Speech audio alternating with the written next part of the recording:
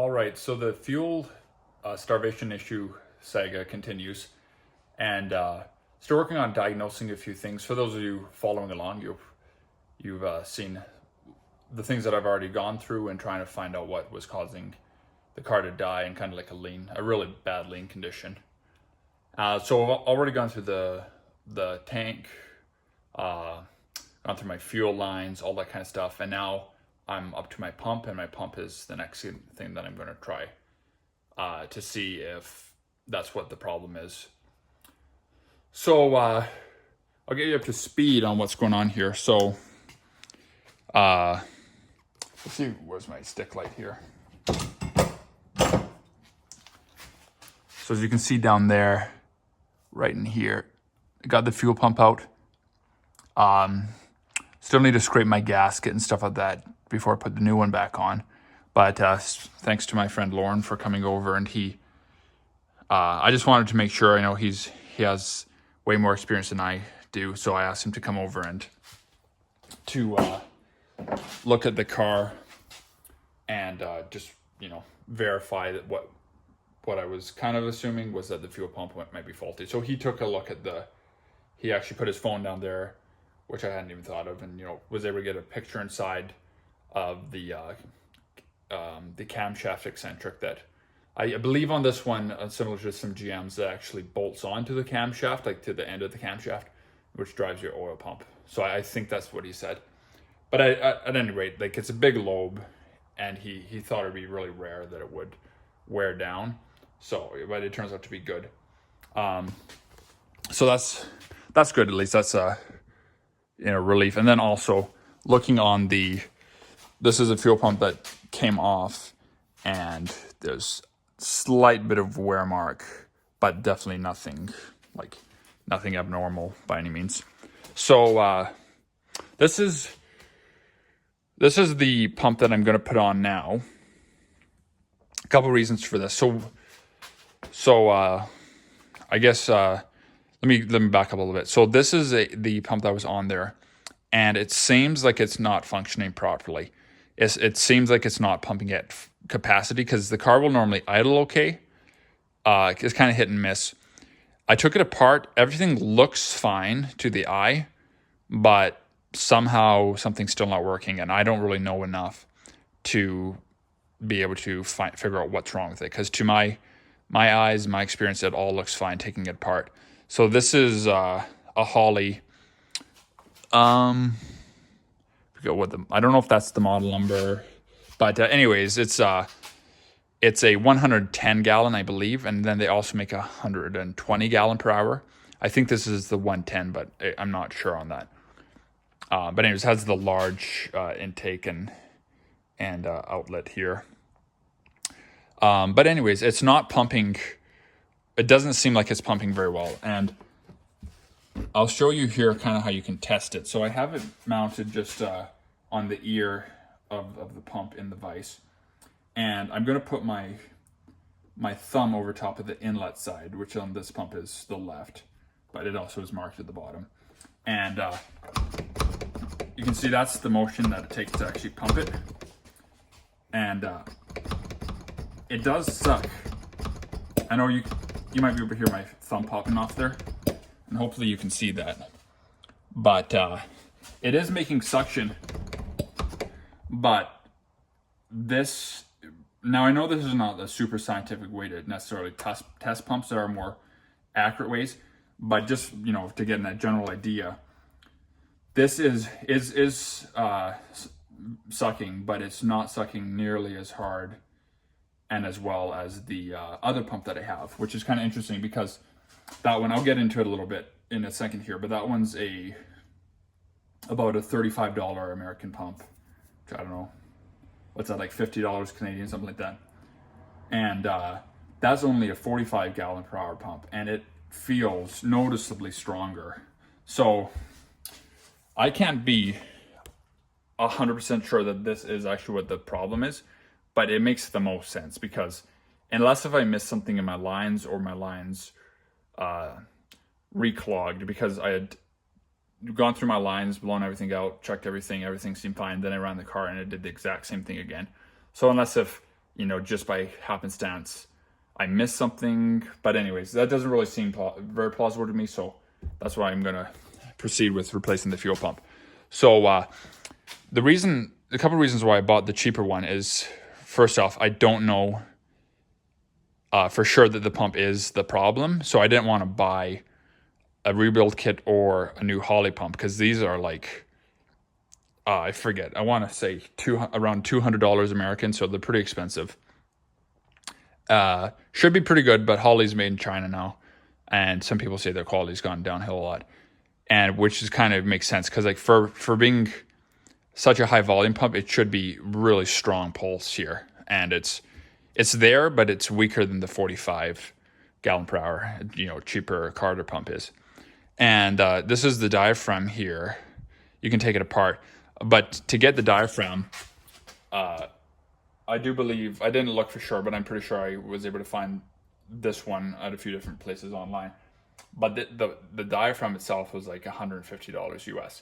So I could buy another pump way cheaper. And then again, if there is something wrong with it, maybe something even besides the diaphragm, then I just wasted all that money if it turns out not to be a problem with the pump. So that's why I decided to go with this one. So this is a Carter pump. Here's the part number. If you can see that, I'll give you a shot. The part number on the pump itself, and then I'll show you the part number on the box. So these are also made in China, but it is what it is. One thing to keep in mind is when you order a pump for a 429 or 460 Ford big block, if they did their listing properly, they should send you the right one. But one thing to always make note of is that whatever pump, it should look like this, but it needs to have this jog, this little curve here in the rod, because that has to get around the timing chain. So the cam lobe's here, and then the timing chain's kind of like here, the one side of it. So that's what this is for, is to get around to make clearance for the timing chain. So this one is, like I said, a 45 gallon per hour. There's charts online. One of the one that I'm thinking of directly is from Summit Racing. And then they give you a chart for gallons per hour for, like, specifically for, I think it's talking about any pump, but I think specifically they had a division for mechanical pumps, but with mechanical pumps, basically it's like a multiple of 10, I think, is what your horsepower range would be. So for instance, like a 50 gallon per hour pump should be capable of handling 500 horsepower, like feeding 500 horsepower motor. So this one's 45. That's about what the range I've never dynoed the car, but realistically, that's probably the range I'm in. Like the high end, I'm probably at 500. So we'll see. We'll see how it goes, down the road. Like, I just want to figure out what the problem is, and then, later on. And I don't have tons of money to spend on this. Things are getting pretty tight, and I'm trying to rein back on some of my spending on the car. So that's what I'm going to put on. Now, this is an interesting design. So they're about the same height. So all my hard lines should line up properly. But this has the proper 3/8 inlet, and it would be 1/4 inch or 5/16 outlet. And then this here is a third valve. Now, there was no information on the listing, so I was just kind of piecing this together from trying to Google it. And even I showed this to Lauren, and he said he'd never, he's been, racing and working on motors since the 80s or 70s. He said he's never seen one like this. But what I could find, and then I phoned Summit Racing, because this is where I bought this from. And the tech support guy told me, and this is what I already suspected, but he told me this is supposed to be for a fuel return line. So, typically you'd run that on a fuel injection system, or on like if you have an electric pump and you need to run a regulator, there's a deadhead style, which does not have any way for fuel to get back to the tank. It hits the regulator and won't go anywhere other than to the carburetor. But then you have your return style regulator where fuel comes, you regulate your pressure, and then excess fuel goes on a separate line back to the tank. And then you have to, figure out how to plumb a fitting onto your tank, all these kinds of things. So this is supposed to be a return line for this pump. Now, technically, this is supposed to be kind of like a one-way valve.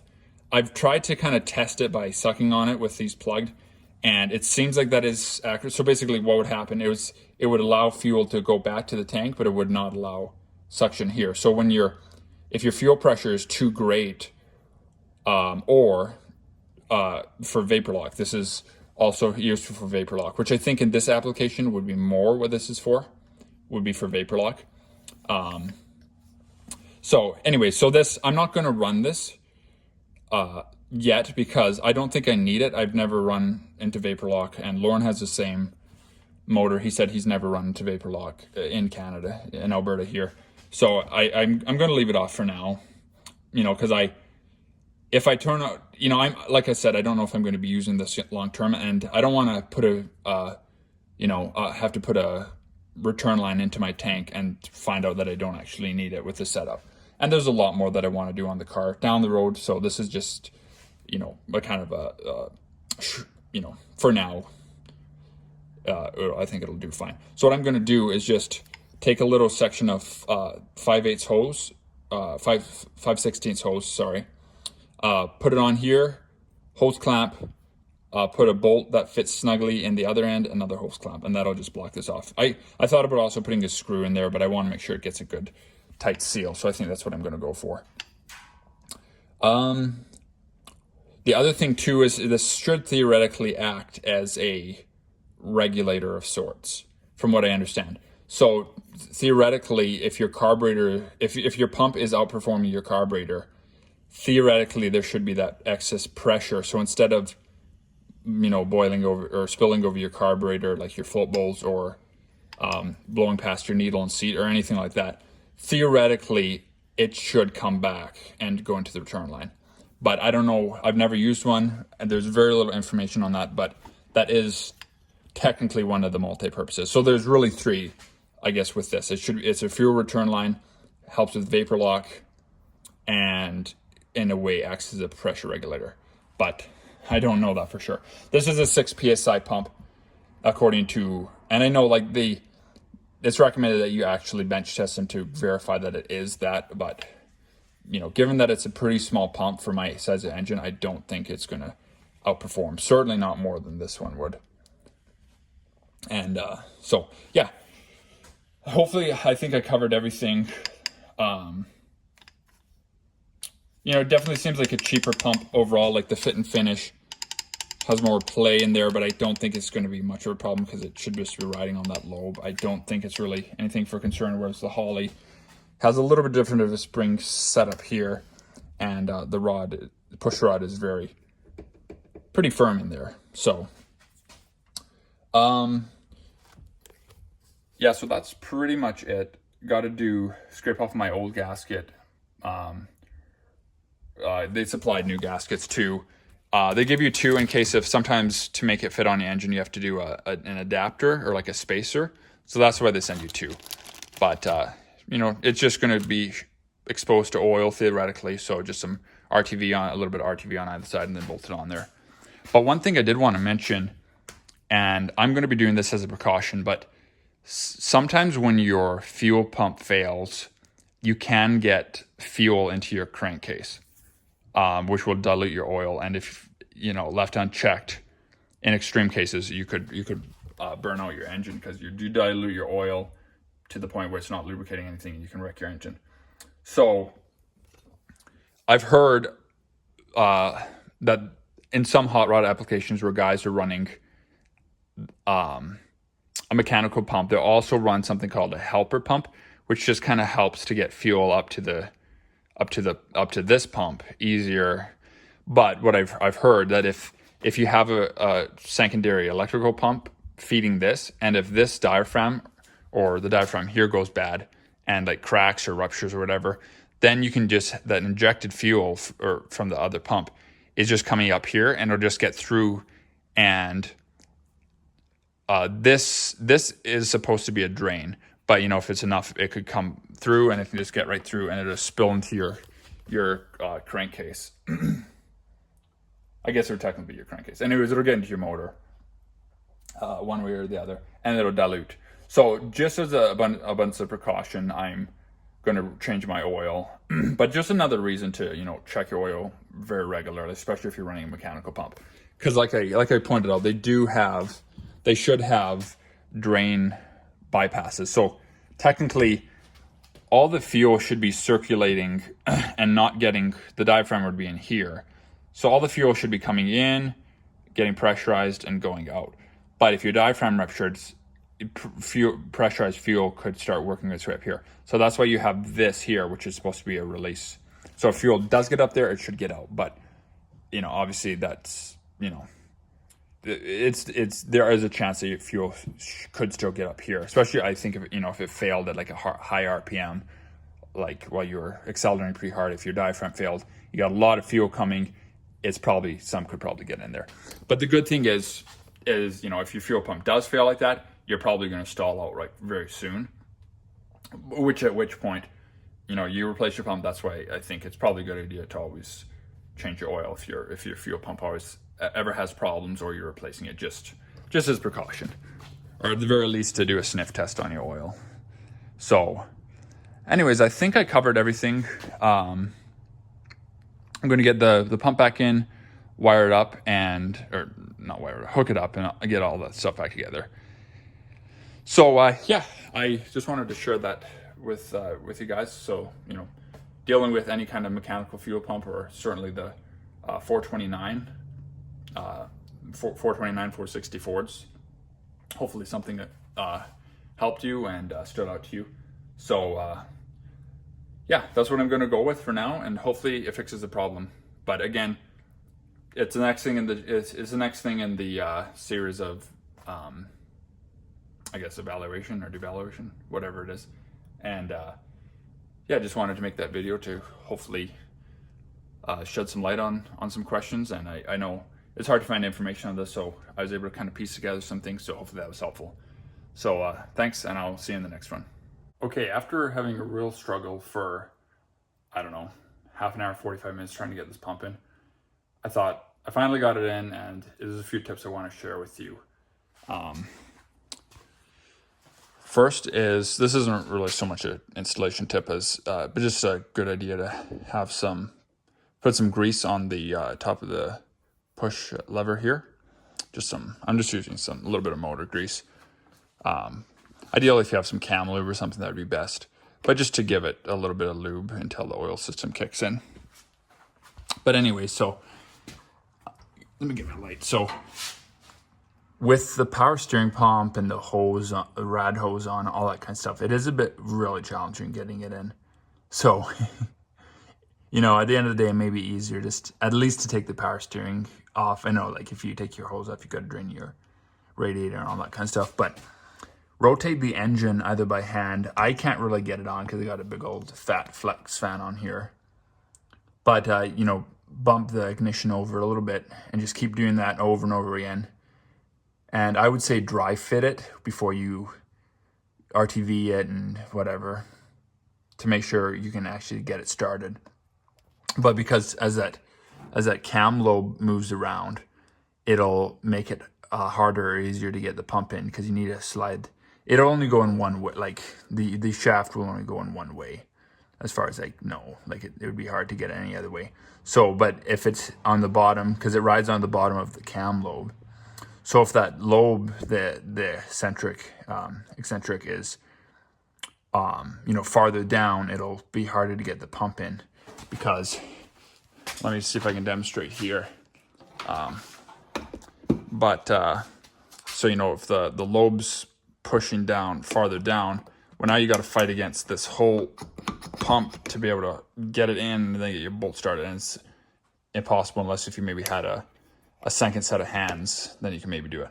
But if you rotate the engine until the eccentric is like as high as possible, then you'll have as little strain on this as you can. Then the other thing too is, like, I noticed if you kind of see how it's kind of tilted in there a little bit. So if you kind of tilt it, you can get the one screw started, or bolt started, and then hopefully rotate it up. So anyways, that was a few tips that I wanted to share. I think that'll make it a little bit easier about it. I knew about rotating the engine, but even then doing that, you know, especially when you're doing with the key, it either goes too much or not enough. So ideally, if you could get in there with a breaker bar and turn on the crankshaft, that would be ideal. So anyways, just wanted to add that on the end here.